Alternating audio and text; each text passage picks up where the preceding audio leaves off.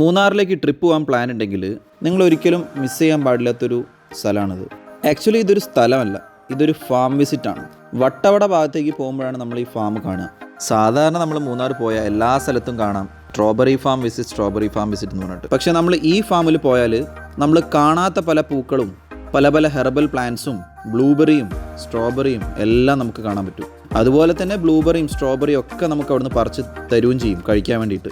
ഈ ഫാമിൻ്റെ പേര് കുണ്ടലി നാച്ചുറൽസ് എന്നാണ്. എൻട്രി ഫീ ഒരാൾക്ക് വെറും 100 രൂപയേ ഉള്ളൂ. ചെറിയൊരു ഓഫ് റോഡ് എക്സ്പീരിയൻസ് ഒക്കെ നമുക്ക് അനുഭവിക്കാൻ പറ്റും.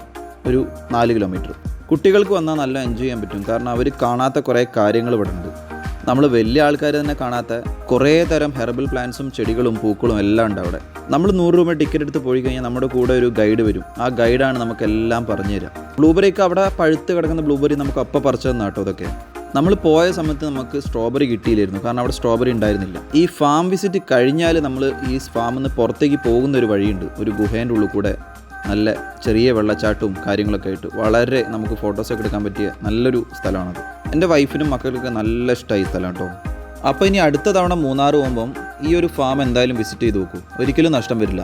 ഈ ഫാം കാണാനായിട്ട് നമ്മൾ ഒരിക്കലും ഡീറ്റൂർ ചെയ്യേണ്ട കാര്യമില്ല. നമ്മൾ സ്ഥലങ്ങൾ കാണുന്നതിനിടയിൽ തന്നെയാണ് ഈ ഫാം വരുന്നത്. നമ്മൾ വട്ടവടയിൽ പോകുന്ന ആൾക്കാരാണെങ്കിൽ എന്തായാലും ഈ ഫാം കാണും. അപ്പോൾ ഇനി അടുത്തൊരു വീഡിയോയിൽ കാണാം. താങ്ക്